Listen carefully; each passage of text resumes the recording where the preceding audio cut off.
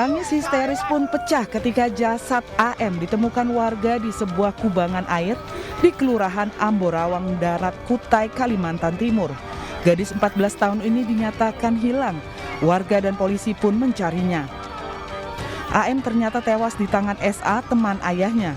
Pelaku pura-pura ikut mencari korban, tetapi perilakunya di lokasi tempat korban dibuang menimbulkan kecurigaan. Setelah didesak warga dan polisi, akhirnya pria ini mengaku telah memperkosa dan membunuh remaja ini. Warga marah sempat menghakimi pelaku. HP-nya taruh di mana? Demi Allah saya tidak tahu HP-nya. Saat diperiksa, SA mengaku membunuh korban karena sakit hati kepada ayah korban karena menjual burung yang digadaikannya. Kita menyampaikan bahwasanya pelaku ini sakit hati kepada ayah kandung dari si korban. Ya. Sakit hatinya adalah si pelaku ini menitipkan seekor burungnya kalau nggak salah burung jalak, dan pesannya itu agar tidak dijual ke orang lain. Ini terjangkut masalah utang piutang. SA menghabiskan korban dengan memukul di bagian kepala dan lengan. Saat korban tak berdaya, pelaku memperkosainya. Tubuh korban kemudian dimasukkan ke genangan air dan ditutupi dengan batu. Cuman kepikiran, ingat itu langsung masuk gitu, seperti ada yang masukin. Oh gitu ya. Dipukul pakai apa? Pakai kayu. Terus? Diapain lagi? Dibuang. Diseret.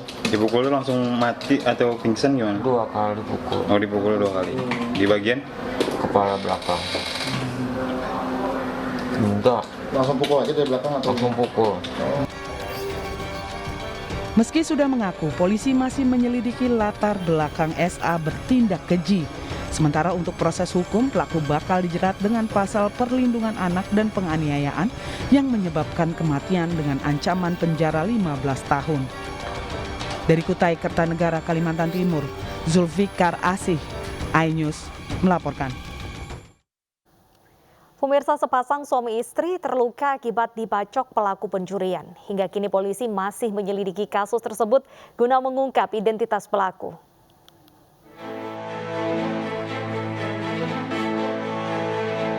Zainal bersama istrinya, Norma Laila, yang tengah mengandung 4 bulan menjalani penanganan medis di IGD Rumah Sakit Bayangkara, Palangkaraya, Kalimantan Tengah pada Selasa malam. Pasangan suami istri ini terluka setelah dibacok menggunakan pisau oleh seorang pencuri yang masuk ke dalam rumah mereka di kawasan Pahandut, Kota Palangkaraya, Kalimantan Tengah. Petugas Polsek Pahandut, Palangkaraya yang mendapatkan laporan warga langsung mendatangi lokasi dan melakukan olah TKP serta memeriksa sejumlah saksi. Ban ini memergoki diduga pelaku yang berusaha untuk melakukan pencurian. Saat ini masih dalam penanganan dari dokter. Hingga kini, petugas masih menyelidiki pelaku yang hanya menggunakan celana pendek dan penutup wajah saat masuk ke dalam rumah korban. Dari Palangkaraya, Kalimantan Tengah, Adi Sata, iNews melaporkan. Beralih ke informasi lainnya, pemirsa, meroketnya harga kedelai impor dibarengi dengan menipisnya ketersediaan stok dalam beberapa hari terakhir yang membuat pengrajin tempe dan tahu menjerit. Namun tidak berlaku bagi salah satu produsen tempe di wilayah Bali.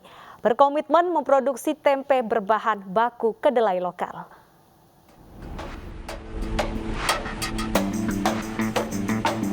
Kenaikan harga kedelai impor dari sebelumnya harga Rp8.000 per kilogram saat ini menjadi Rp11.300 per kilogram. Kenaikan harga kedelai impor tidak mengganggu produksi pabrik tempe dan tahu di wilayah Bali karena sudah sejak lama pengrajin tempe dan tahu menggunakan bahan baku kedelai lokal dari petani kedelai di wilayah Jawa Tengah dan berbagai daerah di Bali. Persediaan bahan baku kedelai lokal masih melimpah dan cukup untuk produksi tempe hingga setahun ke depan. Terpenuhinya stok kedelai lokal karena dalam beberapa tahun terakhir, sentra-sentra pertanian kedelai di Pulau Jawa dan Bali terus berkembang. Sentra pertanian kedelai di Kabupaten Tabanan dan Buleleng, Bali bahkan sukses melakukan panen kedelai varietas unggulan dengan ukuran biji yang lebih besar. Meski harga kedelai lokal di atas kedelai impor, yakni di kisaran Rp12.000 hingga Rp15.000 tergantung dari kualitasnya, tapi secara umum persediaan cenderung lebih stabil. Selain itu, kualitas kedelai lokal juga lebih bagus dibandingkan kedelai impor karena setelah dipanen bisa langsung diolah. Sementara dari segi rasa, kedelai lokal jauh lebih gurih ketimbang kedelai impor yang rasanya sangat hambar. Hanya saja mayoritas pengrajin tempe tahu di tanah air masih bergantung dari kedelai impor. Karena saat pasokan impor lancar, harga cukup terjangkau di kisaran Rp8.000 hingga Rp9.000 per kilogram.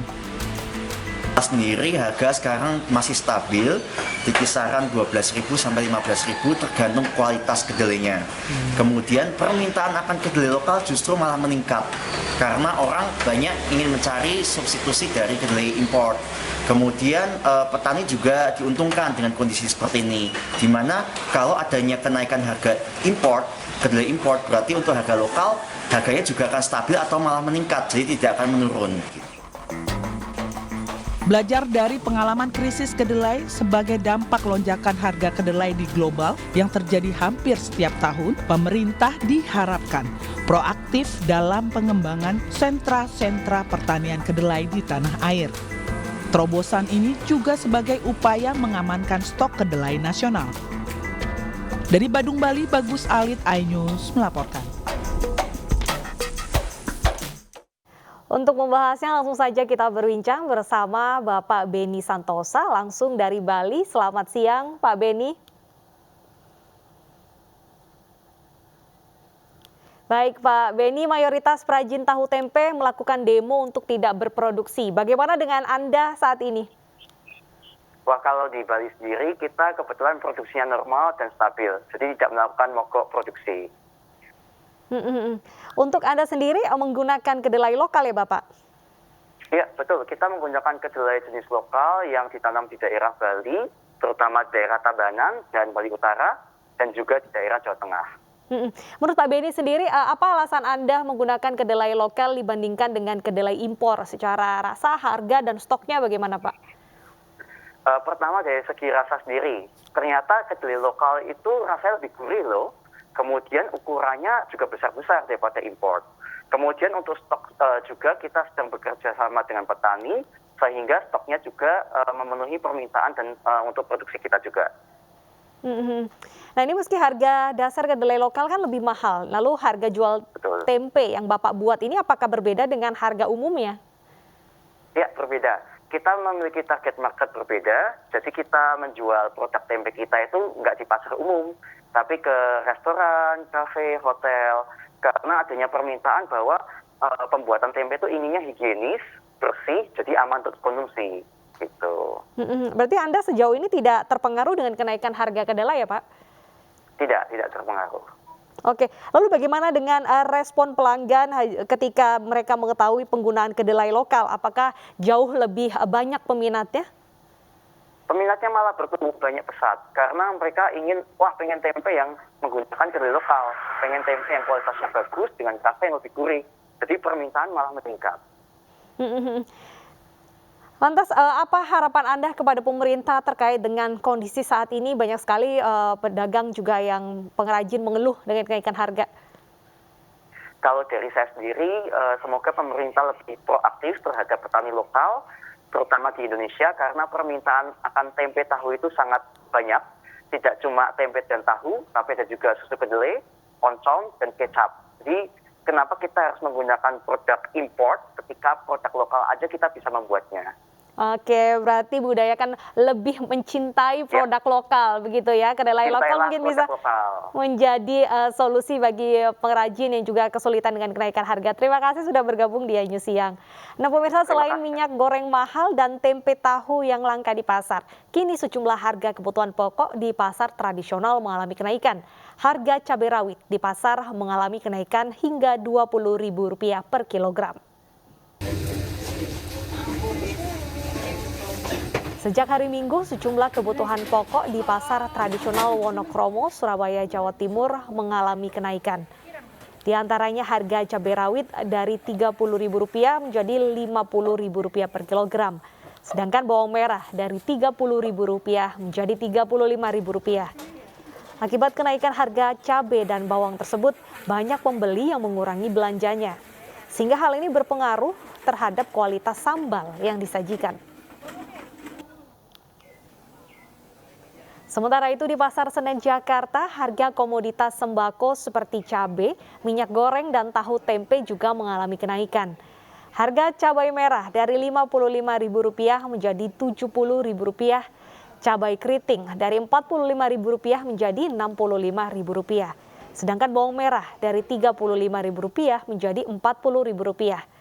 Sedangkan untuk tahu dan tempe, para pedagang masih melakukan aksi mogok akibat kenaikan harga kedelai yang masih di kisaran Rp12.000 per kilogramnya.